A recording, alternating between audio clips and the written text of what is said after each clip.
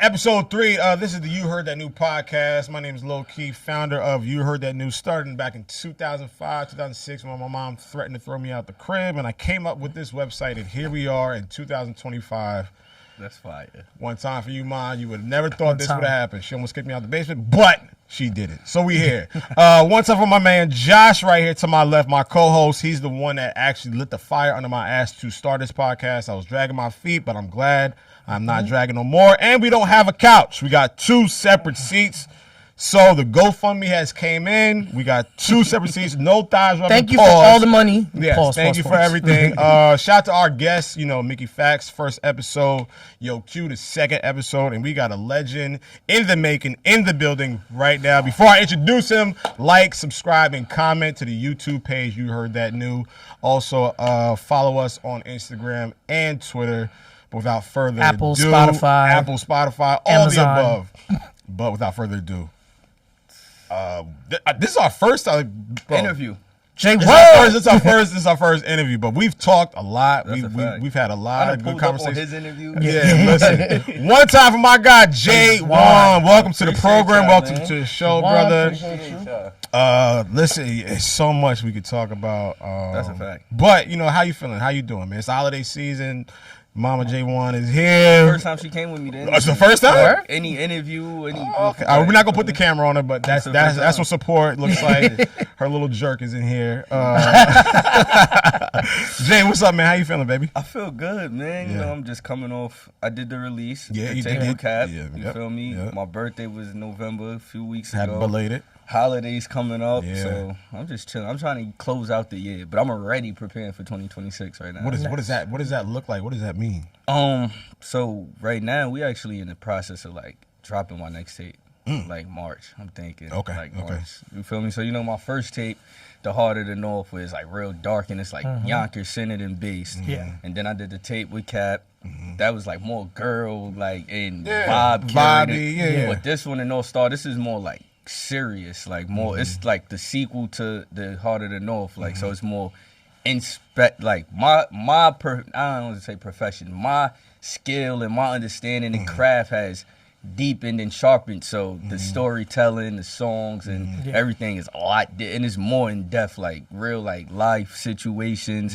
Me being more personal, because I always got that like, bro, you don't really Dive into the personal like shit. so I was like, all right, you feel me? I really curated it like a journal almost. Okay, so it's like maybe like a therapy session almost, or just detailing life experiences.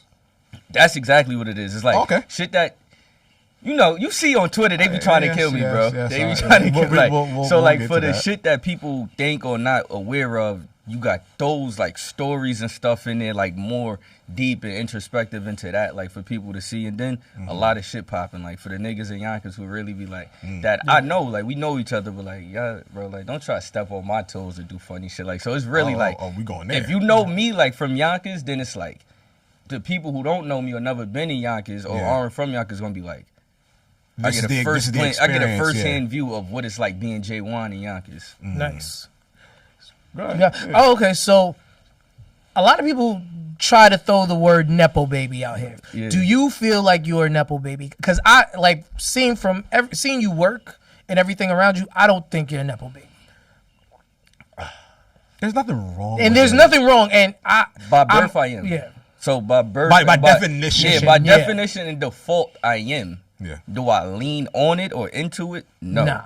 You feel me? Because I understand that. But that's been since a kid. Like my mom could tell you, since a little kid, growing up, somebody run up to me, yo, little kiss. I was taxing dudes. I need $1. I need $5. What? Wait. It was like, all right, so explain it. No, wait. See nodding over there, right?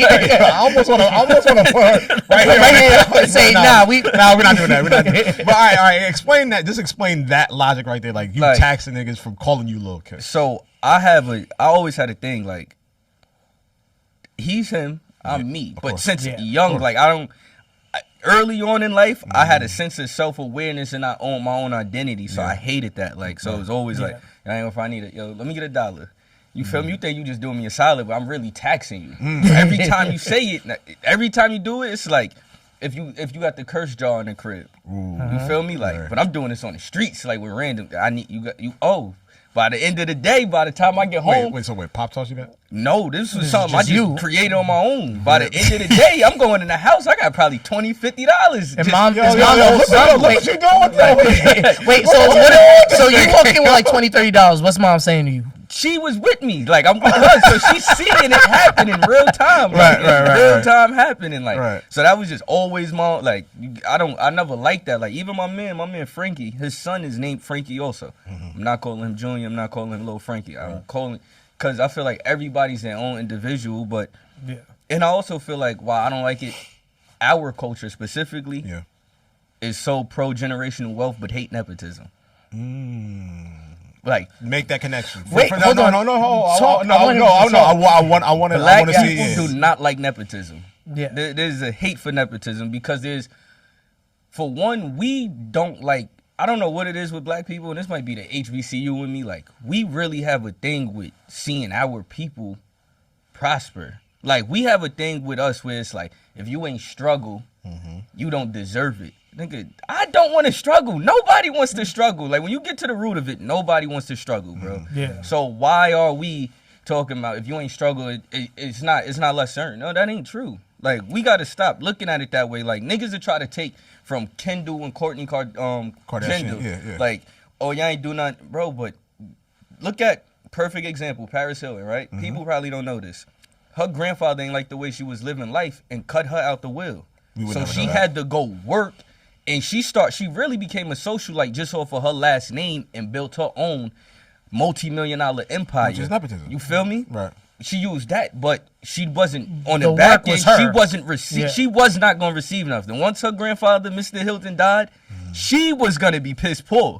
But she utilized her resources. But if you don't know that, you'll be like, oh, she was set out. Nah, she made that happen.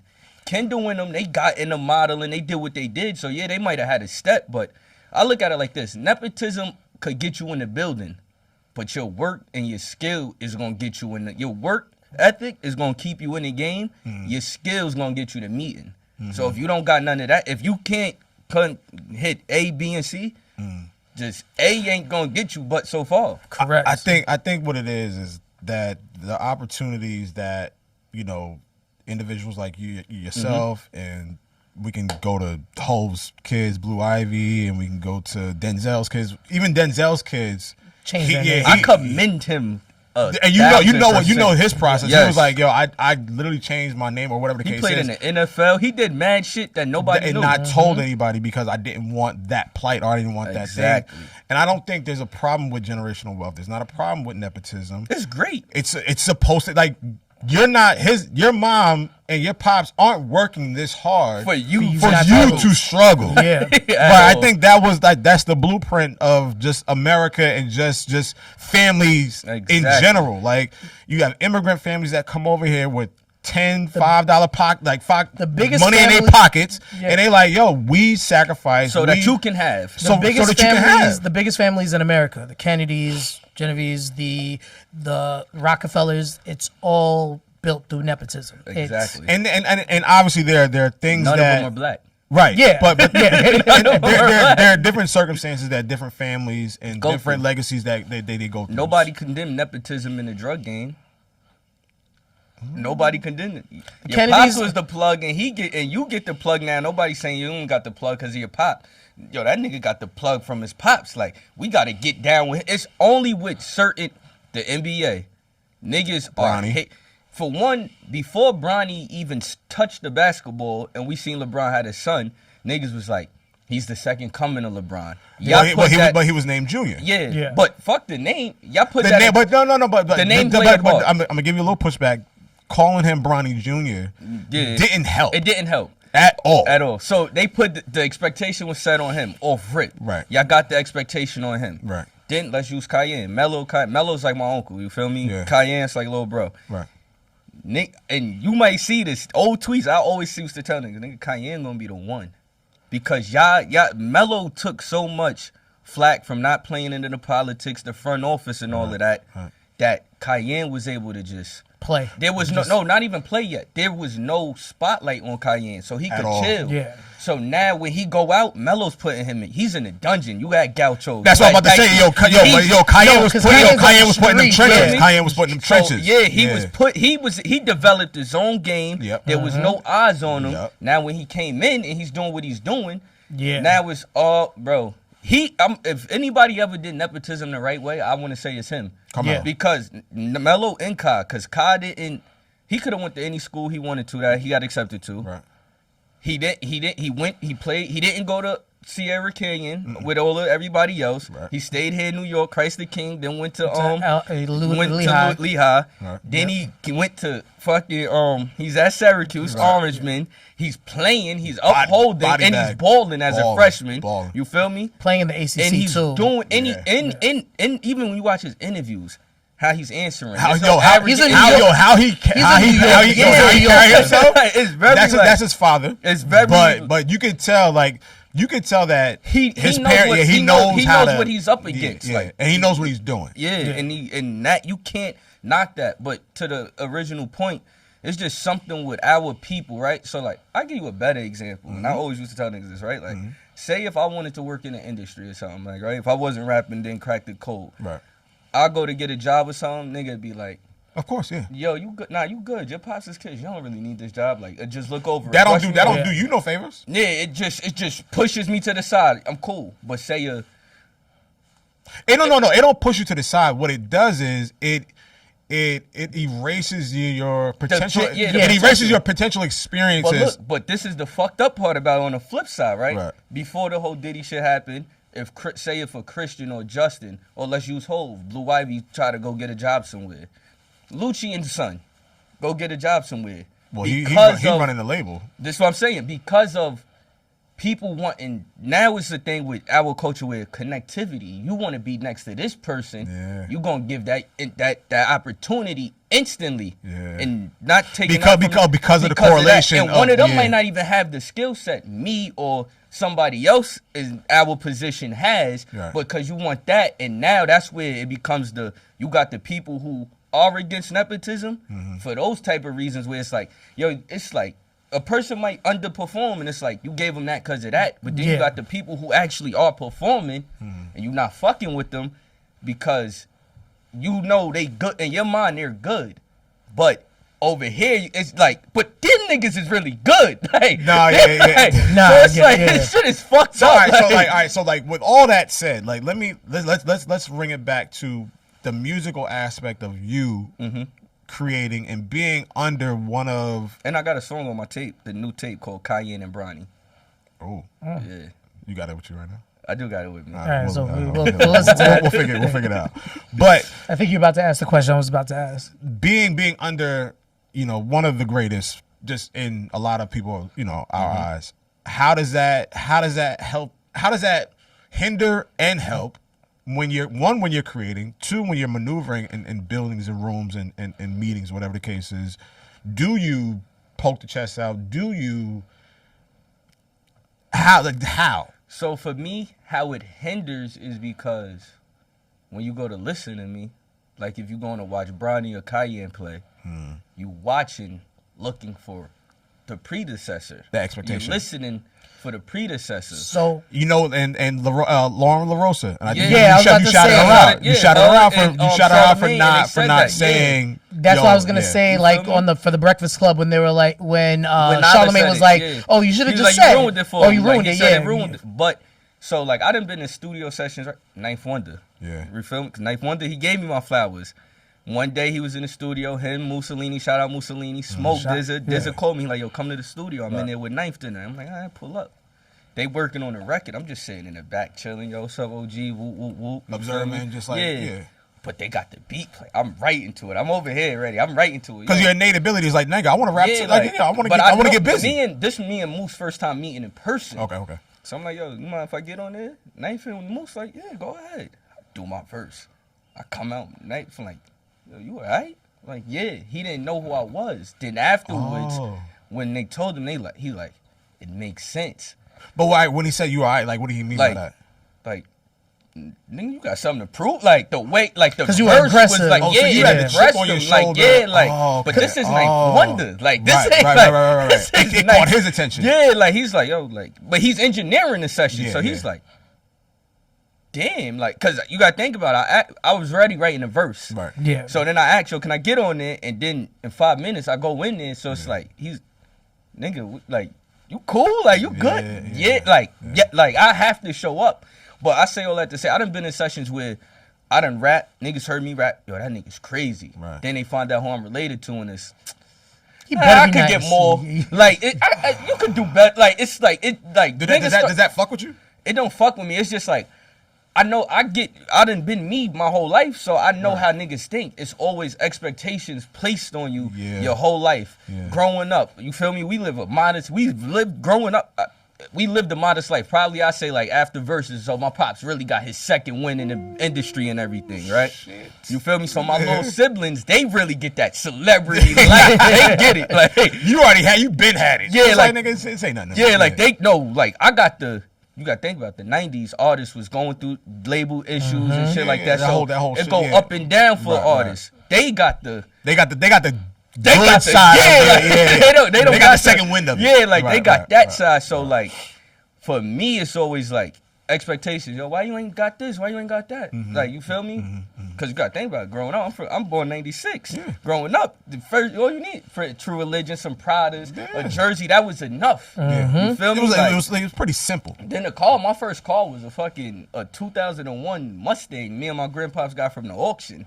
Like, you feel me? I had the shit Kane had. Like, that was my first car. So niggas like, yo, why you ain't got this? Why you ain't doing that? Or whatever. Yeah. But, nigga, what if that's what I wanted? There's always expectations. But you know, like based on perception. Yeah, Based on who your your pops is and what he's been a part of and what his legacy is, and you just saying, oh, I just want to make a Mustang. Yeah, like, just the ignorance of the untrained eyes, like exactly. what a Mustang. And But people- that when might just people be your like, MO. But for me, it don't upset me. Yeah, I just be like, it's funny. you don't get it. Yeah, I get it though, and I'm gonna show you why Yeah. you shouldn't have doubted me. Yeah. More than anything, I really use it as So fuel. Yeah. I got a couple questions. So as somebody like when I was younger, I wanted to be an architect. My pops is an architect. Everybody would try to compare me, and I was like, you know what, fuck this. I want to be a lawyer. Like, so you being who you are, when you decided you wanted to rap, how hard was the decision? Like, I could go into this, but then I'm gonna be compared to this nigga for however long. So honestly answering, I love music. I can't do nothing without music. Like, music is really the soundtrack to my life. Like, I have to. From a kid, my mom's buying me bootleg. That's what I'm about to ask. Like, was it because of him or my mom is really who put me on the music crazy. Like, Okay, and then that's what I taking like want. road trips with my grandfather to Memphis and stuff, listening to Temptation. That's what I want to know. You feel me? So like, my mom, my first time ever in Target was in Daytona during BET Spring Bling, 2003. My mom bought me Get Rich or Die Trying. Right. Like, so like she bought me Nas's Godson album, like Right. Nellyville. Like, my mom is really like who. She's your North Star when it comes to music. Yes, like when it comes to music, I can attribute everything to my mom more so because her putting me onto my father music, playing his videos, and it was due to her. Like, look at your dad. Like, that was my mom. Like, so she is the and it never was him saying, yo, not like I'll be with him. I'm gonna come clean. I give him this. My pops put me on stack bundles. Wow. He put me on the stack bundles. It was one day I probably was like 11 or 12, maybe like 10. We was on a block, on my block. So you been on my block, but the hill you walked up. Nigga, I hate that hill. So, but you know. I know. I'm gonna tell that story. So But go ahead, you know where Family Dollar is? That hill on the side of the hill where that building is. Niggas used to chill right there. So it was one day. This is right when the Beats came out, like the Beats headphones when niggas first got. So this is 2014. Nah, no, it's 2000. This is this 07, 08. Oh, I'm bugging. I was about to say I was still in college. That's when Beats. That's That's when when Beats freshman music. year I'm sorry. college. That's when Beats music Yeah. started. My 07, fault. this is 07, 08. Yeah. Right? And he had a CD. Stack had gave it to him like this right before he died. It had Hood News and all that on there. Yeah. And we just sitting there, he playing this shit. And I'm just listening to this shit like, that nigga nice. Like, that Stack bundles. Mind you, I'm familiar with Stack because like I'm into music, but he opened a whole nother portal of it where it's like, so he co-signed Stack for you. He co-signed Stack for me where it's like, like my favorite Rick Ross song is All the Money in the World because of my pops. Really? Yeah, this is when Nike had Nike Town still. When that album came out. Shout out Nike Town on 55th. This is how much I love the culture, right? Yeah. This is when KD really first had his first signature sneaker. This was the Fly Knits. Yep. And it had the KD on it. The Fly Knits. The Fly Knits. And we playing the whole Teflon Don album. Yeah. Classic. That song right there. That raw song right there, it just like Raphael Sadiq till this day, like it's my GOAT. That's the joint with CeeLo Green on there too. Yeah, that's the Teflon Don. Yeah, Tears of Joy. Yep. That might. I told you on Twitter that might be Hov's best verse in the last 15 years on Freemason. Freemason, that's his best. Freemason is verse in the last 15 years. It's a great verse. It's a great verse. We can get hold on because we got about 45 minutes and I want to get to you. I want to focus on you. Yeah, because you said some shit on Twitter earlier this morning. I don't know what sparked that tweet. You said to listen to him. I listened to the sample. No, what was the tweet? No, the tweet was I have flashing lights over. Can't tell me nothing. Yes. So do I. And the reason. I hate when niggas do this. I'm sorry. I agree with you. I hate when niggas do this before I even get my point. I'm sure you've been in like conversations, studio sessions, and like before you say something, niggas be like, yeah, that's what I'm saying. Like, yo, let me get my shit off. The reason why I say can't tell me nothing over flashing lights is because what's that little thing that you look through and it's like it's so many kaleidoscope? Like kaleidoscope. Mm-hmm. That's how I look at flashing lights because there's so many different images, there's so many different colors, there's so many different textures. What flashing lights is, right? Mm-hmm. Just the production. When you look at Can't Tell Me Nothing, what's the thing where you like you flick through it? It's like, the pictograph. The pictograph. Yes, that's what Can't Tell Me Nothing is. Can't Tell Me Nothing is like such a script, such like this is what this is, this is what this is, this is what this. That's what Can't Tell Me Nothing is because it's so descriptive, it's so detailed. You want me to fuck you up? Please do. That's why I take flashing lights over it. Most people don't. Flashing lights is a love song. No, it is. Like no, but I knew you were gonna say that because as I was coming over here, I'm like, all right, he gonna get me on some shit. Yeah, no, it is. You're right. For one, it's a love song, right? Two, when you listen to it, like, so you see how him and Pharrell have Synthenasia, where they see colors. Yes, you're right. I hear music in colors, like so, like certain. I hear it in colors, certain like, production and beats. That's this. That's color. red. That's blue. That's yellow. Yeah, so I hear music like that. I got you. But we've heard "Can't Tell Me Nothing" from Kanye his whole career. This is essentially true. Right. We've heard that. We've never seen him. But they're on the same album. They are. But Flashing Lights is Flashing Lights is like the prequel to 808s and Heartbreaks. It's the prequel to 808 to Runaway. All right. I'm not like no bullshit. No bullshit. Y'all got it. He really went and like just how he started like but even for me, it's beyond that. For me, it would be like down to the production because Dwell killed it. But imagine if he would have had Nate Dogg under Dwell because they sound on Flashing Lights. Yes. No. Nate Dogg, that does not mesh well. No, that's why I said put him under. Let him do Dwell's backgrounds. It would have took it to a whole Dwell. I think level. that if you have Dwell just by himself, I don't think there's no other male vocalist or that could do that. That could do that. No, but that's what I'm saying. When I first heard it, I always thought when I first heard it before I looked at the track list, I'm like, yo, that's Nate Dogg. But he didn't have the soul. But if he would have let Dwell lead it, let Dwell have all his stats, you just put Nate Dogg on it, just a splash. I would say in terms of that argument, that album came out because that was a graduation album. That came out the year I graduated. That's 2008. Oh, college. Yeah, college. God damn. I graduated too. I graduated too. Wait. Okay. This is why you a jerk, my nigga. I'm 43. Yeah, I'm almost 50. I just turned 40. Cut the cameras off. Today, we're done. I'm about to go smoke some hookah. Like this nigga already stressing me the fuck out. Moms, come get your. See, now we understand. We understand. No, but so that album came out like 2008. I was going through a bad breakup. So that song. Once I heard that song and I was like, yo, this song is great. And then I heard 808 and Heartbreak and I was like, oh, he was leading us here. Yeah, like he wasn't even thinking about it because he didn't have because right after graduation should have been Good Ass Job. But that wasn't. Late registration was first, then it was graduation. Yeah, it was late. It was college dropout, late registration, graduation. Then it was gonna be Good Ass Job, which he never gave us.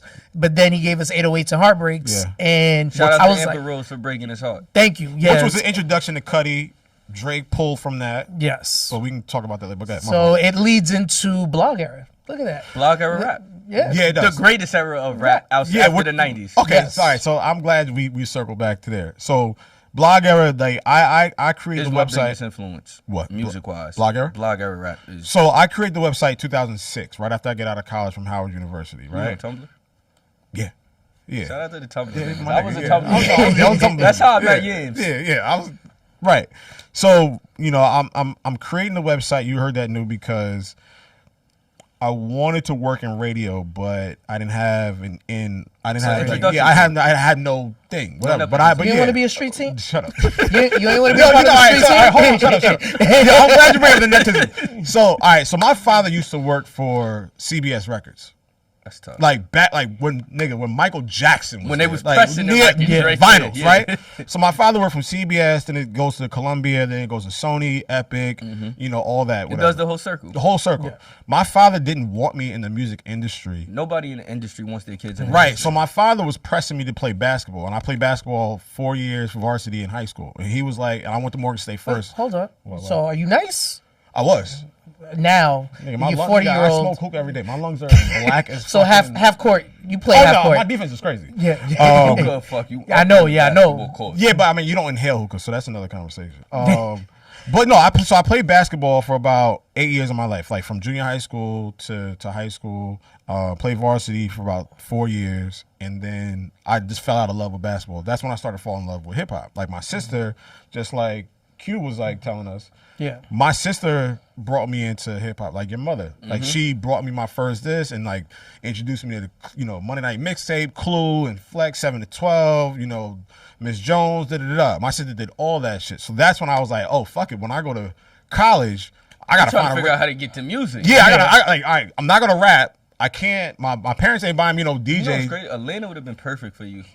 I didn't want to go that far. So DC like Baltimore, DC was like perfect for me, so I can get right back. 3 hours on the train, right? Easily. So I get to Howard, start my own little radio show called Live and Direct. I won On Air Personality of the Year for. You a Bison? Yes, nigga, Howard University. I went to Morgan. Don't do that. CAU. I love y'all homecoming, but they ain't got shit on fucking Howard homecoming. Anyway, you never catch AUC homecoming. That's why. But that's you're right. No, you're right. We'll talk about that later.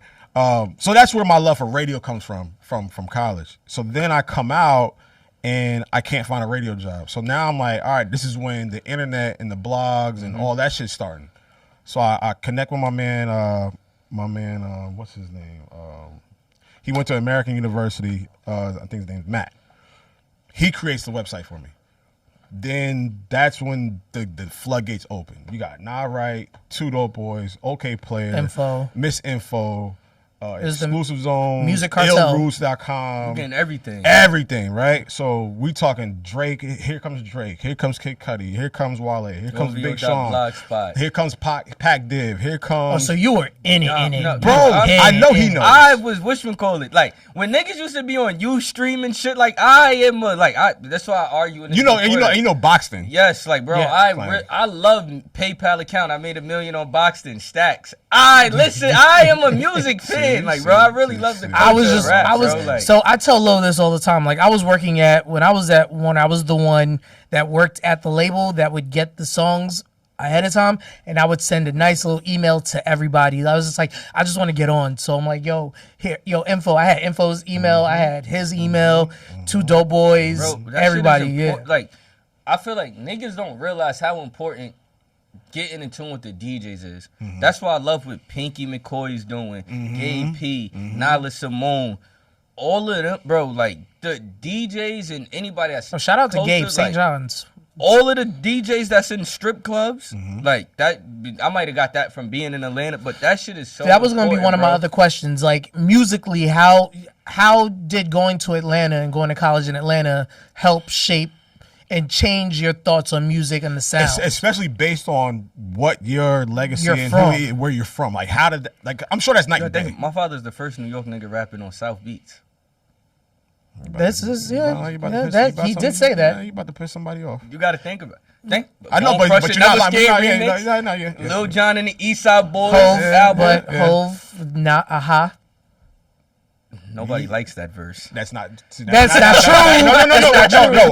hate that verse. There's a lot of people that hate it. You know I'm a whole vengeance. I hate that fucking that verse sucks. But in context, the 808. The 808 seed. My father was the first 808 seed. So for me being in Atlanta, right? So y'all know Fly got DC? Yes. DC, when I first got to college, right?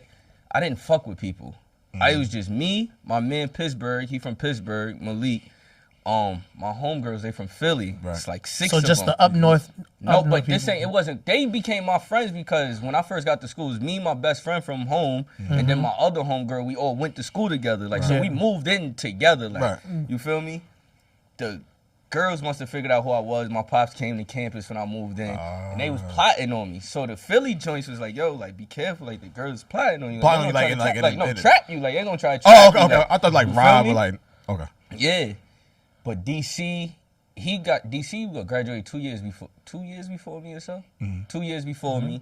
But they HBCUs is always party promoting teams. So my man Cash, my man Kamal, my man Kermit, they was like the top promoters, and my man PB or whatever.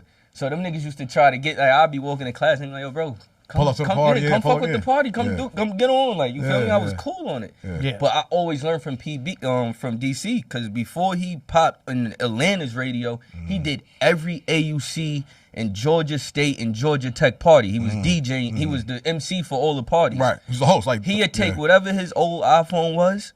He'd have all of the new music and just music, period. And he's listening to it and studying it in the car before he get to the party, so he could MC properly, say the words. What I tell you the cue? That's what he's doing. So left to right, with swag surfing and all of that. Yeah. But for me, I was never one of them New York niggas. New York music better than everywhere. I like music from everywhere. Get Rich or Die Trying. My favorite song is my style. So that's a testament to your mother. Yeah, and then your grandparents driving down south with them. Like you feel me. So your palate was a little bit different. Yeah, like I'm not. I like everything. Like if it's good, it's good. For me, lyrics is always gonna come first.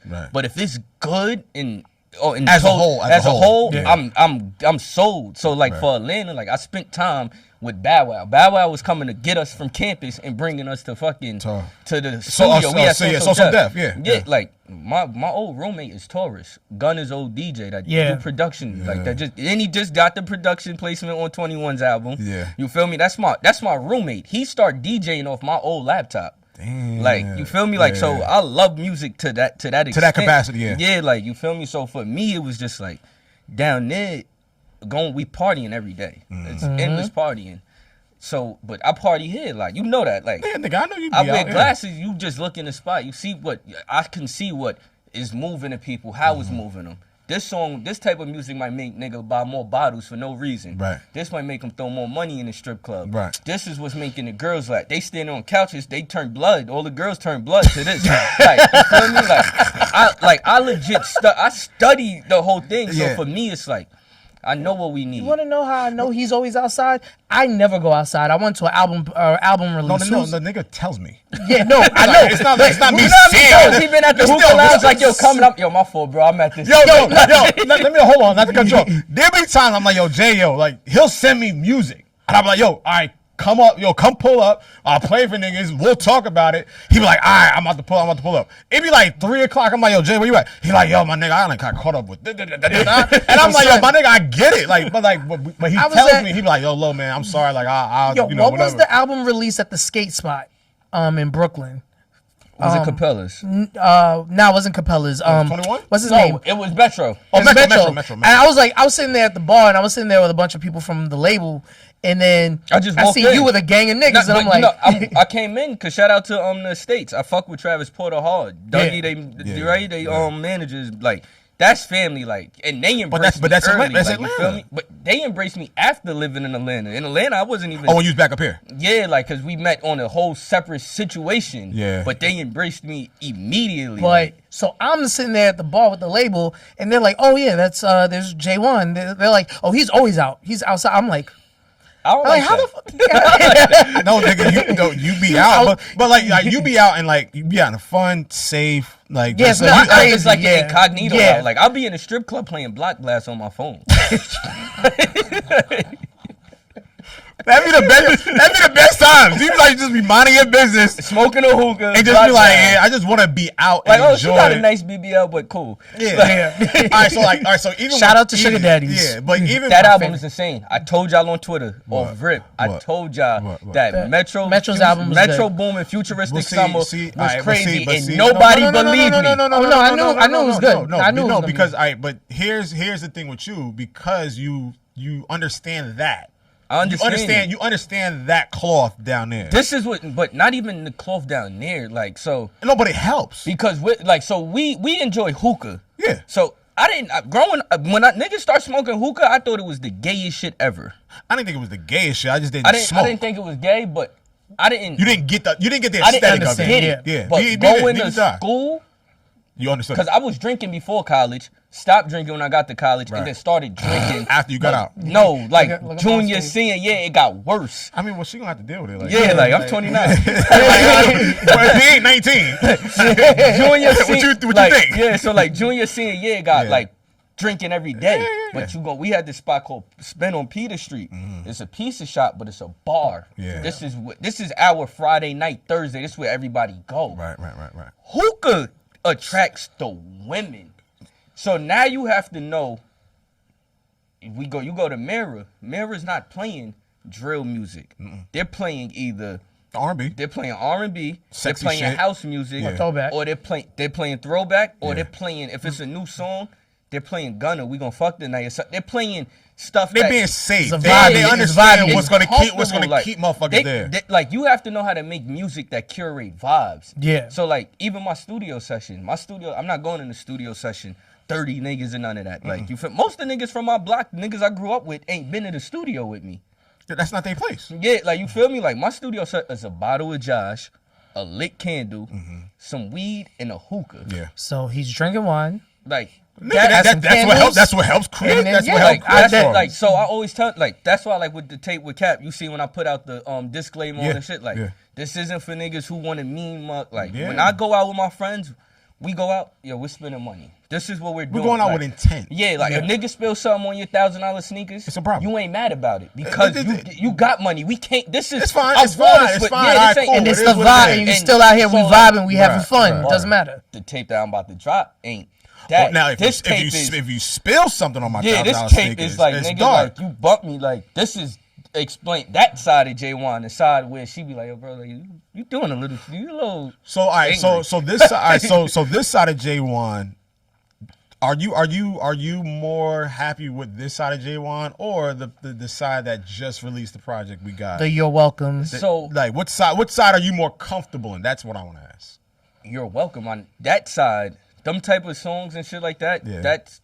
That's feature money. That's all of that. I know what that can. You know what that brings. I can do that with my eyes closed. Yeah. But this side is this is reasonable doubt. This is blueprint. This is like I'm really taking you here to see what's over here. Like I'm not leading you astray. We're not partying right now. You want to know about Jaewon because even my mom's, anybody that know you tell me like I don't talk. Like if we in the crib, we somewhere, like I really don't talk. But when I do speak, I'm speaking like I gotta really feel passionate about it, or it has to be like we going through something or something's happening, and I don't think none of y'all are making sense or analyzing the situation properly. Right. So I'm gonna address the elephant in the room at all times. So with this tape is more so what I did with that. Like I'm speaking on one of my bros who he incarcerated right now. Yeah. Snitching allegations on that. Ooh. Allegations of nepotism. And like this tape is really me speaking on like whatever y'all don't know. Oh, y'all niggas was talking about me back in the town. Like I got something for you. This is me addressing all the elephants in the room. Does it make you feel, because like when you start to address things and when you start to plant the flag in the ground or you draw the line in the sand, it can make you feel uncomfortable, whether it's addressing maybe a family issue or maybe a friend issue or a domestic issue or whatever the case is. Nah, for me, so everything that you're addressing on this upcoming tape that's coming out in March, like you said, is everything. Are you comfortable with everything that you're saying or everything that you're going to say? I'm great with it because that's how I started rapping. Like that to the original point. Yeah. So when I was younger, they put me in a summer camp. They had like a little rap group. I rapped in that. You feel me? Rapped in that. That was the first time ever rapping. Right. Rapped in that. I still remember the rap to this day. You feel me? Rapped to that. Rapped to that. Stopped rapping. All my friends always be like, yo, bro, rap. You can rap. Like, you just, something about you know how to rap. Like, you try to hold off on trying to rap, right? I didn't want to do it because I know what comes with it. Romeo had he had a chance. He had a decent career, but you saw what that was. You saw what that was. They put him against Bow Wow. All right, cool. Masterpiece, your pops. We don't care. Bow Wow was him. Like they did that to Romeo. They fucked him over. Yeah. They tried this shit on JoJo. Yeah. You feel me? Okay. Corey Guns had the best shot out of all of them. Corey Guns, you feel me? I mean, but it's nice. Nigga, you want Young Money, and Guns is my brother. You want Young Money though with fucking so Nicki and Drake. Like it's your uphill battle's ridiculous. Yeah, your uphill battle is that's a nepotism battle without even being blood. Which you're probably not gonna. You're probably not gonna win. Yeah, and you got a great verse on Wayne album on that with whatchamacallit. You feel me? He caught him. Then it's so it was always that. But so how I start rapping is 20. My little sister, my youngest sister was born 2015, Nia? She was born 2015. So that was a whole like ordeal. I needed a way to vent. I couldn't vent. Like you feel me? I went to school for psychology because of like family and the people around me, like them type of problems. I wanted not to be knowing the one how, to help. not knowing, like you see them not knowing how to study and learn how to deal with the people around me. Yeah. But me, I had no therapy. Like I had no outlet. You had no outlet. I went to my cousin Rayleigh one day. I'm sitting there smoking. I'm like, I need to go to a studio.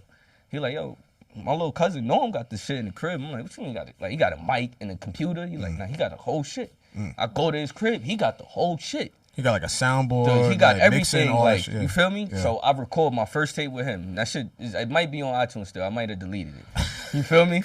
Like I recorded with him. Like, but it was no idea. It was just me trying a bunch of different shit. But people fucked with it. Yeah. Then went and every time I would rap, it just started going viral.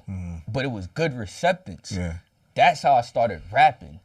But I will always play it safe. I'm not gonna say too much. This one was just more so like I'm saying everything. I'm gonna say whatever your questions and doubts are. I got it. I'm on the table. I'm on the table. As soon as I leave the JBP, I'm going to the studio recording songs because I'm arguing with you niggas on Twitter. I'm dealing with the real, not you. I'm dealing with the real world, and I'm dealing with my personal life. Like, we debate. Like we have healthy conversations. So, but this tape, when like I'm gonna play the song for y'all, like you gonna be like, damn, like you feel me? Nobody other than people who's been in the studio with me heard the tape. So these revelations that you're coming to right now, and I'm sure your mother has heard these thoughts over the years or over the recording process. She probably heard me complain more than anybody in the world. And I'm sure. She probably just saying like, this nigga. You're talking to two dudes that are mama's boys, so. Yeah, like, I'm a mama's boy. Yeah. How, okay, let me ask you this. Have you played this project for your pops? I played songs on it for him. Okay. I played certain songs for him. So how whenever it come to me playing music for my pops, that's what I was getting at. That's always the funny part, right? Like why is that funny? First time I played him some shit was probably we was going downtown to Nike to go play ball. Okay. And he in the back seat, his man driving. So I just connect to this shit, yo, fuck it. Not telling him. I just start playing shit. Yeah. Now, but I know him. Like, I feel him rocking in the back seat, moving my chair and shit. Like, so I'm like, yeah. He know your voice. Yeah, like, I got this nigga. Like, his shit is, like, you feel me? I got this nigga. Then the second time I did it, was we on the way to the crib. I'm dropping him off.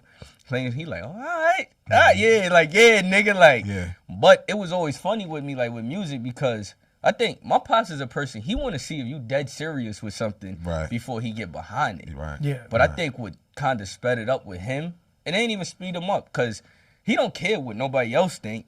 He all going off of like, I gotta watch and see what's going on. Yeah. It's when I did my first On the Radar freestyle went viral. Okay. That was what it did. Yeah. But the My Trainer Thoughts one was the one that went like.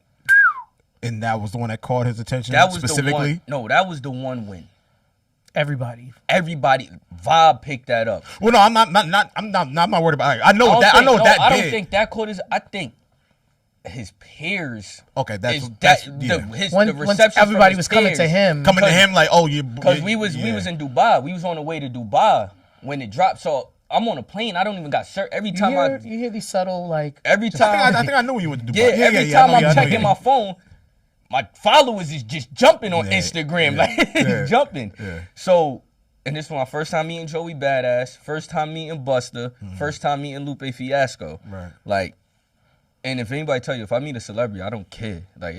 Like my shit is like, nigga, I'm still a fan. Yeah, no, but it's not even. I might look at you like you a stranger because I don't like dick riding. But still a New Yorker. But at the same time, like dick riding is not appreciating. Like appreciating is not dick riding. Yeah, like appreciating is not that dick shit riding. We joke about. So like, yeah, of course. So he was performing. So we at the festival. Him and Busta, they had like a 2-hour conversation in the trailer. Then Busta, like, he telling me, like, yo, and your son, I be seeing him. He got it. He grabbed my shoulder. He's like, that nigga, he's a problem. But what sealed the deal for me, I don't even think he know. My pops was performing. Me and Clark Kent, God bless the dead, we standing there watching him. Clark is like, yo, I want to do his next album. He was like, I don't want no features on it, though. The only feature I want on it is you and Styles. He was like, I don't care what, he's like, I'm not saying it, and I'm paraphrasing. But he, in so many words, he was like, other kids do it. You really got it, though. Like you. So Clark wanted to do your next album. My pop's next album. He wanted to do Kiss next album, and only wanted the Styles and me on it as the only features on it. Are you serious? Like, and this is coming out of Clark's mouth. This is Clark's mouth. Like this is out of Clark's mouth. Like he's like, He's like, I'm one child. He was like, you got it, but it fucked me up. So like. When we first get to Dubai, we in a hotel, we check it in. Yeah. Joey come in too. Like, Joey, nigga, this nigga, this fucking, this is blog era, nigga. I, like, Rocky and them is family, so, like, I know what Pro Era was. Right. You feel me? Like, I'm aware. Like, he walked through, he like, yo, what up, y'all, what up? But now I come outside of the trailer while we at the festival, I'm chilling. He like, yo, Jay, come here real quick. I ain't even know the nigga knew my name. Right. He like, yo, I see what you doing. This is when I start realizing niggas is really watching. They paying attention. He's like, yo, bro, keep doing it. Like this, he's like, the first time I heard you, I thought about Still Feel Me, and now to see it, like, he's giving me my nigga Lupe Fiasco, he stayed on my floor in the hotel.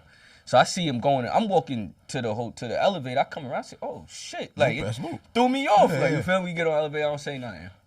Now we get to the shit. He see that I'm back. I'm supposed to be back here. We talking. Nigga made me rap for him. He made me freestyle. How that make you feel? Like, he like, let me hear something. I'm like, he like, let me hear something. So I rap, but I'm like, fuck it. Like, you feel me? I do my thing. Yeah. But he's listening. He's pinpointing everything. He's like, yo, I caught that. This. He like, yo, take my number then. Like anything. Like, so shit like that was the. That means I think a lot those was the defining moments. Like with my pops when he was like.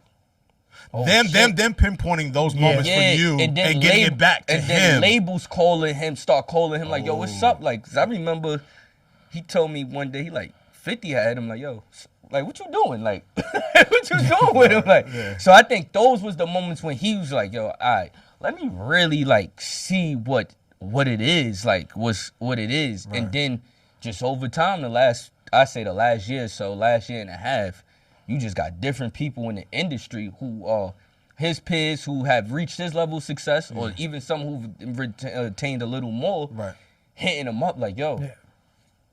Like, your man's got it. Yeah, like, your man, so that was I think that was the turning point now where it's like, you feel me? Like, and again, like, I love this conversation, and I'm going back to her, to your mother, because she's the one that put you on to certain things and bought you your first album. She took me to get my first round book. Right. So her hearing all this, how do you think she feels about you being so elated about the peers being appreciative of you and your father being appreciative of the respect you're getting from your peers? How do you think she feels about, because she's such an introductory point in a root? Knowing my mom, I think she really just, like, she be excited about the smallest of the shit. So I think, like, when that moment finally comes, Lord willing, she might faint. Is that true? Is that true? No, she might faint, like, yeah, because it's just like, you gotta think about it for years. Like, so they the Locks is from the 90s, essentially. That's their origin story. Like, most artists from the 90s had the most highs and lows, and left, it's right, like, like down, with their careers, you feel me? So it was just me and her for a very long time. Just you and her. Just me and my mom's, like, you feel me? It's just me and her. Yeah. So I think for her, it's gonna be like, cause she knew I didn't want to rap. Like, everybody in for her family, knowing you didn't want to rap, and then you actually doing it to like, a high level. Friend, like, it's like, damn, like. I remember one day she called me like, yo, I ain't seen you in a minute. Like, I'm kind of busy right now. Like, I'm ripping and running. I'm in the studio. And it be like, and I think for me, that was the turning point for me, where it's like, damn, like, I'm really like focused. This is your career. Yeah.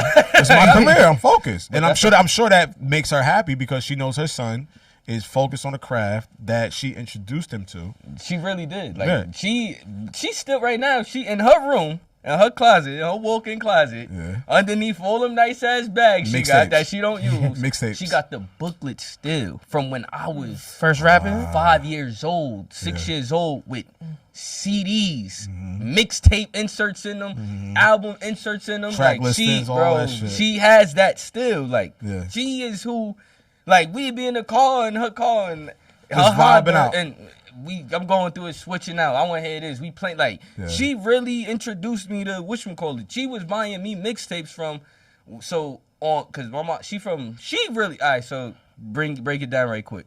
My mom is really from the north side of Yonkers. My pops is from the south side. Okay. But in life, my pops became from the north side. She became from the south side. Okay. So we had this nigga who used to have bootlegs on our block on the south side. His name Tone. She would buy me all my bootleg DVDs, so I would take them from Tone. Like, so, like, my mom is really like, when so it your comes mom's like, just getting you smack DVDs, R&B. I know all of that. Big Donnell Big Jones, Mike. Jaheim. It's because of her. It comes out on your rhetoric and your narrative on Twitter. And hanging out, like, now I see where she get it. Now I see where you get it from. Growing up, hanging out with my pops and them. When I'm with them, they on the block, they doing what they doing. They're not really playing no music. She is. Yeah, like, when I'm you hearing with her, she's doing it. Yeah, like, I'm hearing the music if we driving somewhere. Yeah. But I'm hearing the music for what it is because of my mom. She's probably talking to you about it. But she's not even, she's not even talking to me about it. Oh, she's just playing it. She's just playing the music, and this is when I'm receiving it the most. So question, what's the song, when you think about cleaning, because I know there's certain songs like on a Saturday or Sunday. I know if my mom used to play it, I'm like, oh shit, I gotta clean today. What's the song? What's your mom's song? That's a great question. I don't think she has a cleaning song, but the one song I do remember, like, from like a Saturday or a Sunday morning, really hearing, and I think it stood out to me was I was probably like 7, 8 years old. So when we was living with my grandmother, her mom. She was playing this record by Kirk Franklin called "Let It Go." Okay. This is tape with the gray cover, like, and he sampled the we do it, and that was like the first real song like that stuck out to me, like, from a son, like I always used to make fun of my grandmother. She used to have a crush on Donnie McKirkland. But that song, it stuck out to me, like, just the lyrics and everything. Like, so with me, that's why I be so passionate on Twitter, like, cause I remember when I heard his first song for the first time. I do too. Or certain moment, and I know what it did to me. Or It's a trigger. Yeah, it's a trigger. That's why I be so mad on Twitter. Cause I'm like, because I love this conversation, because like my introduction into like R&B and just hip hop comes from like my mother and my sister, right? So I wholeheartedly get. I want to ask you just this one portion. I want to get this out the way because I want to continue this. I just want to get this out the way. We talk about this JPP shit. This is the only question I'm asking you. I don't want to ask no more questions because like I hate how this has somewhat become your identity. and I don't want it to become your identity because you got a lot of shit going on that you about to do in 2026. You are super talented. Yes. What's the one thing you learned from that experience? The JBP? Yeah. For one, shout out to Joe, shout out to Ian, shout out to Corey for the opportunity. Beautiful. Off rip. Shout out to them. Beautiful. The one thing I learned from it, honestly, anything you want, and I think I just learned this from watching Joe, because I was on Twitter early when this is when no shade, Fab had an identity. And he would interact with fans, and you could like get, the 20 trending topic. Yeah, like you feel me? We was all there for that. Yeah, like Fab was the funniest nigga on Twitter. I really watched how Joe grew from the early Twitter to the TV, reality TV, to all of that. Like Joe Budden TV was before that. Yeah, how to create your own real core fan base. But the one thing I think I learned from that the most was like, fucking, my biggest takeaway from it, honestly, is like, you're not gonna win in a room full of opinionated. Older people are stuck on experience being the only way you will understand something. All right. So when you say, are you saying that room specifically? Or not saying that room, but when he came with the fan base. Mind you, he called us old. I just want you to remember that. No. He called me old. I know I'm old. I can like, 43. But you get what I'm saying? Like, so like. Yeah, no, I get it. So take out the cast and just go to the fans. Yeah. It's all. You didn't hit. You're not that age yet, or something. So you're not gonna know. Or you weren't there for. You weren't there for this. Or it's not. That's not the case. Like logic, because if we going by that, a person who had to jump off the porch at 10 years old and take care of their family learned earlier than a person who started raising a family at 30. Right. So I don't. That was the one thing I like. You didn't subscribe to that logic. No, I didn't subscribe to. Age comes with wisdom. Experience comes with wisdom. And that was experience starts before the age. Yeah, like you feel me? Like I got you. That was my first main takeaway from. That was my biggest takeaway from that, because I used to argue with the fans so much. Yeah. All right. We're done. We're done with that. All right, I want to go back. I want to go back to this one. And go ahead. Is there have you? I don't know if I asked. Did I ask? Like, have you played everything for her? My mom ain't hit none of it. Okay. All right, good. I don't even listen. I don't like listening to my music with people. Let alone her. Like in the studio, I listen to my shit all day. Yeah. I don't. But like, if I'm in the car, I'm not listening to my shit unless I just recorded it. I was about to say, you don't gotta go listen to it on the bigs. Like on the comeback, I might listen to it because like I want to fix this, or I don't like the way this is sounding. But other than that, well, you know who to go to when you say, all right, how should I fix this? Like, I don't listen to shit though, because I move on from music fast. So like, once this tape drop, you on to the next part. Yeah, like I don't want to hear it no more. Like, because you sat with it so fucking. I heard it. I done heard this shit 1,000 times. Yeah. Like, so that'd be the issue for me. Is there something on this project that's coming out March 2026 that you think is either going to excite her, trouble her, or make her look at you in a way that you might? Nah, I think I got the intro. I just rearranged the whole shit. The intro, I think, is gonna make her be like, "What?" She ain't gonna expect me to take it there where I took it on the intro. Okay. Yeah. I got a song, the Cayenne and Bronny record. And I don't want to spoil too much, because I want it to be a surprise for her when she hears it. The Cayenne and Bronny record, I think she'd be like, I could get it. Yeah. But I got a record on it called 29. I recorded this right before my 29th birthday. Gotcha. That I think is gonna be more so like, I think that's gonna shock my pops more than anything. In a good way or bad way? No, matter of fact, the Cayenne and Bronny might. I gotta play it. I gotta just play them 3 songs for y'all, like, so you can be like, damn, we will listen. We won't tell y'all, but you know. No, we're gonna tell. We'll say it was good. We'll tell him. Yes. No, I know. We're gonna listen to it now. We're gonna do it live on. Okay, just like his pops and Joe do that shit. We gonna take a page out of their book. We gonna do the same fucking shit. Sorry, Kiss. Those are those 3 records are the records for me. Mm-hmm. Especially the intro. Like, the intro is really like for me, that's for you.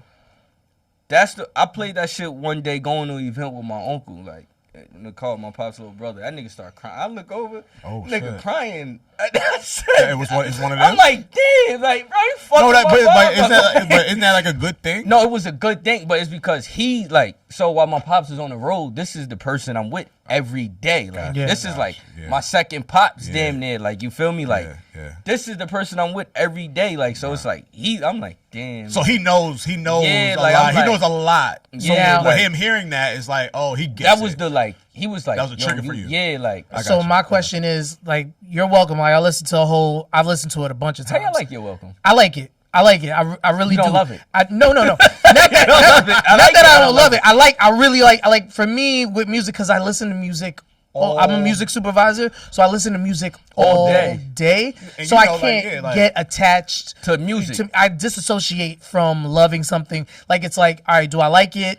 Or do I hate the shit? Yeah. And I really, really like it. And I played it a bunch of times. Are you gonna have songs like you have like 2 or 3 songs that are longer than 2 minutes? Is this next tape? Are we gonna only get like one verse and a hook? Or are we getting? So with this, it's probably 2 or 3 songs that's just me straight rapping. How long? Like my songs, I keep them 2:30 to 3 minutes. I don't try to extend past that. I see what you were doing with You're Welcome because You're Welcome was showing like I could feature on these R&B records. Yeah, but see, so You're Welcome, right? That came after Cap got a winner tape. He did. He got me on a song with him and Dream Doll. Yeah. Smoke Break. He got me on there, and then he was like, "Yo, come back. I want you to do some other shit." Right. So like Fly Shit. When I did that verse, I went to go do fucking Love on a Boss. That's on my tape. Which is a really good record. But really, Love on a Boss was his record originally. Okay. You feel me? That was supposed. He wanted me to do that, but I'm like, I need some up-tempo, lively shit. Yeah. Because I think that's where you live. He played me that beat for Fly Shit. Yeah. It was no hook on it. Yeah. He played me the beat. I had my man Chubbs like the hookah. This one Cap. He had the crib in the city, so he's overlooking we overlooking the city. Like I'm sitting in front of the mic like this. Yeah. 15 minutes. I do the verse. Going. Just the first verse. My man Chubbs tapped me. He said, "That's a hit. That's insane." Nobody else on my team heard the song yet. Yeah. I was doing a writers camp like that same week. Right. Before everybody got there, I did the second verse. Niggas heard it and said, "Yo, what the fuck?" Yeah. It was no hook on it. So it was just me and 2 verses. Right. It wasn't no Young and May on it at the time. And when I sent it to Cap, he said, he had that beat for 3 years or some shit like that before anybody touched it. What made him 3 years? Like what made him? He didn't know what to do with it. Oh, so you kind of like. And that was that song, low key. Nigga, I'll be in the spot and they play that song like the DJ be like, "Yo, Jaewon in here." People know that song. My verse, word for word. This shit fire. How does that feel for you? Like going into a spot and people hear your music now, and they're like, you see them reciting it word for word, and just seeing the type of person you are now, and I've seen you outside. You're not like loud in the spot. Yeah. You be in the cut. No, I know. You be in the cut, and you just. How does it feel now? Like you just as people are now slowly learning who you are outside of I feel like not even to answer the question. I feel like he feels like the job ain't done. Well, nah. I feel like the reps are getting in. You getting the reps in. And it's so crazy, right? For Nas to be my GOAT, it's so much shit. Like when I watch whole interviews, I be like, I see that in I see that like I see that in me. Wait. All right. So you know why his mom closed. Don't you start. Explain that. Explain that logic right there. That little piece right there. Like so, it's like we don't see Nas. We see Nas more now. Yeah, we never see Nas. We haven't seen him. We never seen him. It's like him and Hov reversed roles. Essentially, yeah, and exposure. I would agree to that. Like, so when I watch old Hov interviews or like just like his demeanor and disposition and all, I'd be like, his Hov is an asshole. Yeah, and seeing your mom's like, you know what one of my favorite Hov records is, and niggas hate it. What? Fucking Girl's Best Friend. The Swiss joint off of the Blue Switch soundtrack. One of my favorite records. I love that record. I hate that record. No, I love that record. And fucking, what's the shit we was talking about on Blueprint 2? When she Rockefeller, y'all. Jigga. That's Blueprint 1. I hate that record. I love that record. I'm not Rob Markman loved that record. If you could ask me any Hov ever that I like, that is just like, it's out of this world, and I don't think nobody is the Jigga Man era. It's the blueprint era. So that's volume. That's Rough Riders volume 1. Yeah, Jigga like, my nigga. Oh, so you talking about diamond crusted, diamond earrings, diamond earring hole, the tennis chain hole. Yeah, like tennis chain hole, leather, Rockaware leather Hove in front of the Bentley. Diamond bracelet. That era of Hove is unmatched. It is. So that's 91. That's 92, and that's like the end of 93. That's the era of Hove that wasn't bothering my father. That's why I like it. I heard a little snicker over there. I don't want to. Oh my God! I swear I wish I could have. Oh no! Wait. So no, Jaewon tweeted this out. He texted. Which one? Yo, how many people ever got the locks on a record? I give Hove that on Blackout. I said Blackout. I give Reservoir Dogs. I give Hove on Reservoir Dogs. I say Blackout. I say my both. pops had whatchamacallit. My pops had verse of the year for Blackout. Did he? Yeah, in the Source. All right. That's if you that's verse of the year. You know the verse. You know who I said?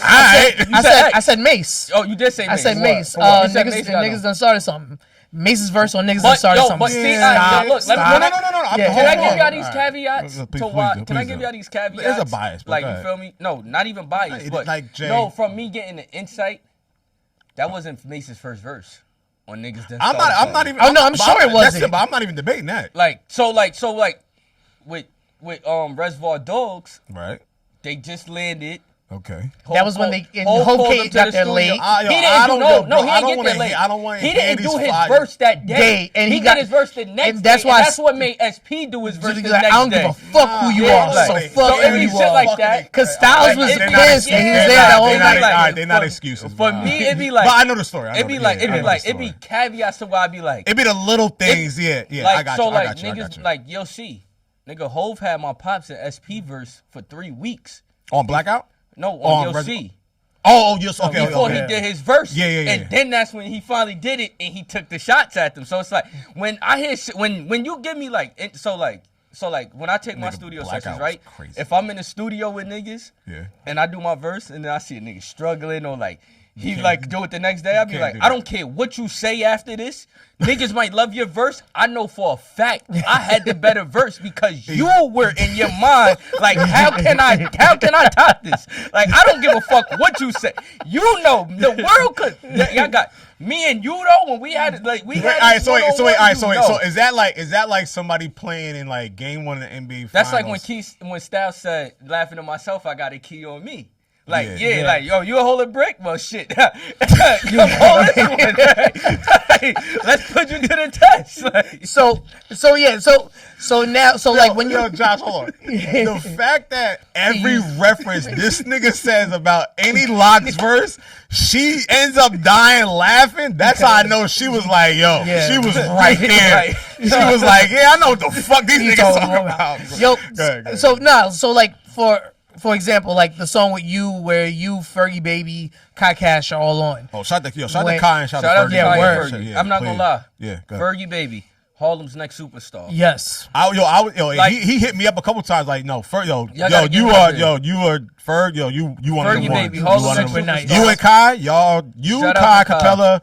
Ferg, y'all niggas, y'all are the next generation of New York. Shout out to Kai, shout out to Fergie Baby. But when are you guys all in the studio together, or do you guys like send it? They sent me that, and then you just hear it and you're like, no. So originally, Kai sent me the song. He said, "Yo, I got this shit." Me and Kai got some shit that never came out. Mm-hmm. Yeah.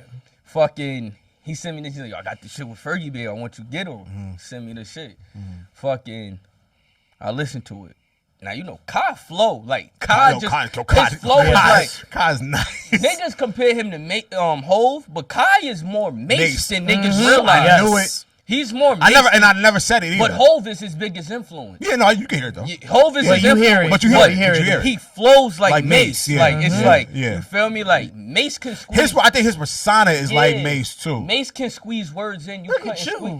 No, because because the funny thing is like me and Kai were about to start this freestyle series and I kind of fell off, but like I sent him a beat and the shit that I think you might have sent me the beat too. No. We were on Twitter And he was like, "Yo, I wish I could have got that beat." And I sent it to him. I remember that. Yes. And he put it out. And we were supposed to do some other shit after, old but like, freestyle. Yeah. But we're still gonna do that. But like, no, Kai, like his persona and how he is very his persona is Hove, but his flow is Mace. His flow and demeanor is Mace. Yeah, like you feel me? Like, but I don't know. Like, I've been in the studio with Kai rap when we rap together, but I don't know. Like me, I might. If I write a verse and read it, I'm damn near dyslexic when I'm reading it. So I'm like, I might write a verse and I know like it might be like, and these niggas can't touch me. But when I wrote it, it said, and niggas can't touch me. I'm skipping out words like. Oh, you leaving out shit. But it's not intentionally, because I'm rapping it to myself in the head. I'm just writing a bar down so that I know where it goes. You have the skeleton of it. Yeah, exactly. Like you feel me? So I don't know. But so with Kai, like his flow is slower. And so to your point, he's squeezing those words that you're leaving out. You can't, like he'll squeeze in like Mace do. But Fergie, baby, Fergie might squeeze words in, but it ain't even sound like he squeezed them in. Because his flow is so Fergie is real like. He's like a Method Man in fucking Busta Rhymes in one. Combined. How he do it. Like, and that's a great combination for y'all to have. Like, obviously, like, there's some reminiscence of you and your pops, and then you got Kai sounding like niggas always say, and that's the first time I'm ever saying this. Niggas ask me if I am influenced by Fab. No. Like, cadence-wise. I would never say. No, but I'm not. No. I'm not saying intentional. But cadence-wise, a little bit. Not intentionally. You know what? I mean, not intentionally. I'll tell you off air. To be honest with you, if you were to say, if somebody would ask, yo, who do you think Jaewon's influenced by? I'd be like Hove. Like the way he comes off in his songs, the braggadocious way you rap. I'm like, nah. I was like, it's less your pops, very much Hove. But when you want to bar somebody up, and I've heard when you free, I'm like, oh, there's a cadence similarity between the Fab and the Mace thing. Yeah. On the most, like if I'm laid back, it's like that's gonna feel Mace Fab. Any girl record jerk, that's Mace. That's Mace Fab. I feel it. But like that's where my ear does go to sometimes. But like for me, when it's time to get on your ass, that's then we're talking about that's Jason. And then I hear it, and I'm like, you could tell him like. You know that he's been in the studio with his pops or he's seen his pops, but like he's trying hard not to, but it's just in the DNA. It's innate. Yeah, it's innate. It's a very innate thing. He has he can just, my pops, bro, the nigga can just flow. Like in like anything. You could put any of his verses on any beat and it sits. Yeah. Like it just sits. Like I don't know. Like it just sits. And not because of your pops and because that's you know. Nigga, I'm crazy. You know my biggest influence is like it. Clearly, my pops. You didn't say Styles. Cole, not even Styles for real. No, Styles when it come to like when I go not off beat, but when I like if I do the freeway flow is A B C E F A B C again. That's where the Styles come. Nigga, Leaf Ward. Explain who that is to people like from Philly. Leaf Ward from Philly. You know what I'm saying? A lot of people Leaf is a problem. Like if y'all don't know Leaf Ward is a problem, bro. He's one of them. Nelly is one of my biggest influences. I saw you said Nellyville. This is why, now hold on. This is why the Fab, the Mace, that's why that makes sense. Because they're all like, they're from the LL tree. That's the descendant. Yeah. Those are the descendants. That's Drake. why that. That's the LL tree. The Ja Rules. Yeah. That's why I said it makes sense. Like, Nelly is one of my biggest influences. 50. You said Get Rich or Die Trying. That's through her, but that's through all of that. That's literally through all of that. So, but to answer your question, with that song, they sent me the song. Mm-hmm. So I've had it. Like I'm playing it one day. It's me and my pops. I'm smoking a cigar with him. We in the backyard of the crib. I'm smoking a cigar with him. He like that's Kakai, and I'm like, yeah. He like, they want you to get on. I'm like, yeah. He like, I bet. He just like, all right. So I'm just sitting there listening to it. I wrote one verse. It was a lot more harder. But I'm like, nah, I don't like I got to like the 5th or 6th bar. I was like, I don't like this. Right. So I switched it. Like I just went off of, so how I, like when you start the verse off, I'm who someone called an over the top underdog. I just really went off of like, so 2025, let's be honest, I did mad features and shit, was a hard ass year for me. Like just musically. Like last year I had a crazy year. Yeah. Like so this year I felt like it was a lot more slower. Mm-hmm. So when I did it, I'm seeing like praise, like Fergie going crazy. Like it just was like it was like seeing everybody like the verbal accolades were just like boom, boom. Yeah, boom, like boom, it was boom. just like damn, like shit. Like I'm doing something right. It's like it's not for me. It's like when you go from being hot. And then it just feel like to like it feel like you not even you don't even exist. You don't even exist. So for me it was like, let me take this approach, and that's how I came with my verse. Cause it's like nigga, the chip on the shoulder. Nigga Kai, you just now like I knew you signed your deal, but now the world know you signed your deal. Nigga, you on tour with Jid, you moving around, nigga, you doing your thing. Fergie, the world is nigga. They watching him. They're watching you now. I remembered like they're watching you, nigga. I just came off the shit with fucking beefing with Jones and the King Street shit. Like, there's a lot of shit that I'm up against right now. Yeah. And all right, let me show y'all niggas right quick. Yeah. What it like? So all right, so and to circle back and to full circle, like that was a verse I wrote. I wrote that verse. A lot of my verses I don't write. Right. But all right, so then that's where. I wouldn't say animosity, but that's where the chip on the shoulder. Or, that was SP and Reservoir Dogs for me. Right, but that's where that energy is gonna live on the next project. Yeah. Everything you just said, that's where that energy is gonna live. No, this next project is. No, I'm saying like that's where the energy, like everything you're feeling is yet like so. I record and feeling. Like, yeah, that's what I'm saying. I might have 6 months or 2-3 weeks of shit being fucked up. Right. Yeah. When I go to the studio, every song is gonna reflect that. How you're feeling and in I'm the just moment. Gonna whatever the best one is, I'm gonna take that, put that on the project, and then I might do a week of me partying. The best song, I'm gonna take that. I might put that with lived experience. So ain't that lit. Lived experiences. I spin them around like that. And that's how all my shit, relationship issues with that. Like I really just put them like that in that sense. This is like honestly like this is probably I watch a lot of your episodes on JBP and just like I literally read everything you say every day. You and Parks are the funniest too on that. When you're there, it's you and Parks. And then me and him talk. We talk, every now and then. We do talk a lot. But this is the most expressive, vulnerable, honest, and direct that I've ever. I can't get my shit out in 420 characters. I know that. No, but I'm glad that you did in this aspect. But I'm glad and more so of you explaining the logic and the breakdown of how you make music, why you make music, where it comes from, whether it's college, whether it's growing up, whether it's through mom, through pops. And I'm glad that because everyone thinks that you lean on your pops and everybody thinks that your approval comes from your pops when it necessarily does come from your mother, which I think I haven't really heard. My favorite shit to see is like my grandmother, his mom's be in my comments on Instagram. Yeah. Don't, like that's like that's a validation. Yeah, like it's like my grandmother's mad.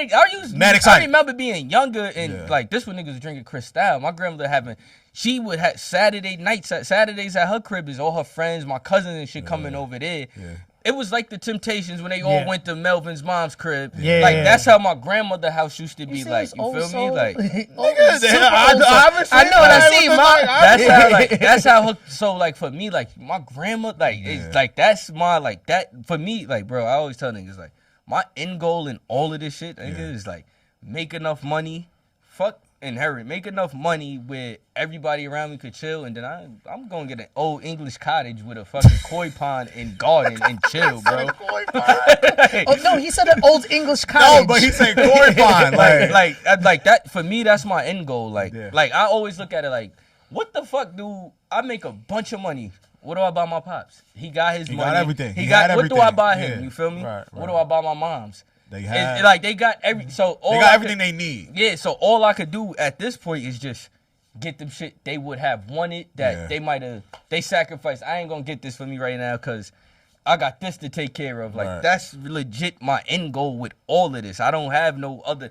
My end goal, bro. You have no other objective just to make them happy. If I wanted a girl, I had her. That was another issue. Yeah. Sneakers, clothes, all of that jewelry, shit. I had it all. And that's always my biggest thing when I go on a label. Yeah. You can't wave a check in front of me. You can't buy me off. Everything that these niggas is, they need money to go get a chain watch. I got it. I did 5 watches before 30 years old. Right. I didn't went through 4 or 5 chains. Like Cubans, tennis. You know what I'm saying? So like that, like nigga, I'm on my 5th call. Yeah. Like I'm on my 5th call. Like I got a $120,000 Dodge Hellcat. So I got a question in my name. Like you feel me? So Like I got a question. You can't buy me off. You can't buy me.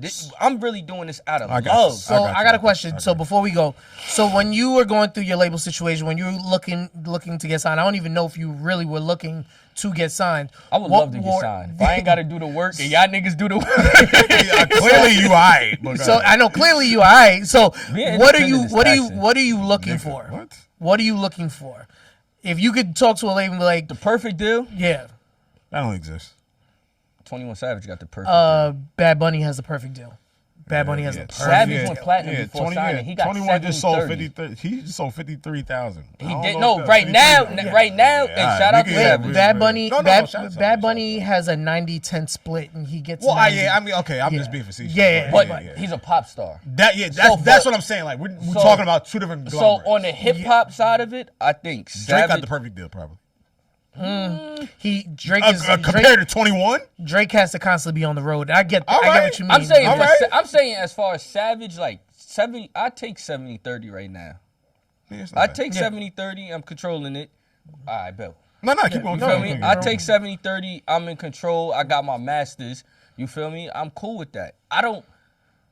Cause I already know what they're gonna do. They you feel me? Yeah. You give me $1 million, 4 projects. 500,000 to the first project. Now I got to split the other 500,000 amongst the other 2. Then I got to recoup so that's it. 250, I got to give it back. I could sell $1 million on the first project. You're not taking that $1 million off top. You want it out of my percentage of out of my royalties. Because it's not accounting for radio. It's not accounting for marketing. See, a nigga like me. So a nigga like me, when I record my music, I'm going to a studio I fuck with. Yeah. I'm getting it mixed, mastered right then and there. Mm-hmm. If I got a relationship with the producer, yo, what you want? You want me to buy the beat off for you, or you want to go 50-50? Point split, royalties, whatever. You feel me? I preferred, and he said, yo, let's go point split. We got no issues. All right, send me the stem so I will. Because you understand that whole business mindset. You learned through that, so you understand what it is. When I sign, I don't need a studio budget. I'm going to the studio. So that cuts about 100,000 off. 200,000. Let's say 200,000 minimum. 400,000 in jewelry, cut. I don't need it. I got it. That's cut. So 600,000 out of that million's already cut. I'm cool. Yeah, that's cut. You feel me? We're good. I don't need it. Yeah, I'm straight. All I need now is 200,000 for tour marketing. I need a monster. Yeah, like me. I really just need you to push me. I need a machine. You don't have to get me in the studio. I'm going to the studio regardless. That's my thing. I'm going to the studio. I spend my last to be in the studio. Already done. In the studio. Because without the studio, there's nothing. You don't. I already got my own ASCAP shit, so you don't. I don't need you to download and make me an ASCAP account. I got that. You feel me? I got my own personal I created, and then I got the one from the early Bad Boys days. I'm paying my own fees on it. Yes, so I'm paying. Cool. That shit is coming off my account. You don't. I don't need that. Right. My Spotify, iTunes. I got it. Logged into all of that. I got it. I don't need that. Right. DistroKid, all of that. I don't need that. TuneCore, I got it. Yeah. So at 300,000 left in what you essentially would be. I would owe you all. That's tour, merch. The only thing I need you to do is tour. Yeah. That's the only thing I need you to do. Yeah, tour marketing. Marketing. My biggest thing I need you to radio. And we see what's happening with radio. Yeah. And then maybe that because you could probably do that yourself. Exactly. And then based on your relationships. Yeah. And I already got a cameraman, 2 cameramen and producers. All right, so yeah, I mean we ran on top. Well, last no. Yeah, that's the last question. This is over because like they came in about 3 times. That's how I know we going over. We asked this question with everybody that we come. That was a question. Mickey, Yo Q. If Jaewon could talk to a younger self right now, the older Jaewon could talk to a younger Jaewon, what would he tell him? One big thing. What would he tell him? Not you, mama. Don't call him a jerk, but. What would you tell him? Yo, save your money and that shit you was running from, you gonna end up doing it. So just jump into it early. Yeah. Like, for real. That'd probably be the only thing I tell myself. And that's it.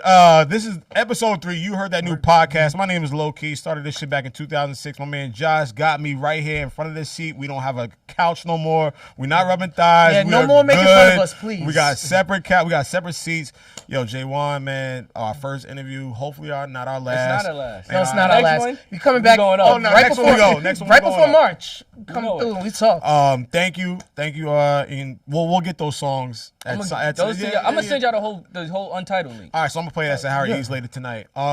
Like, subscribe, comment, follow us on Instagram, follow us on Twitter. Jaewon, thank you. Joshua, thank you. Mama Jaewon, thank you. Apple Music, Spotify, Amazon, Google. All that. Yep. Thank y'all for tuning in.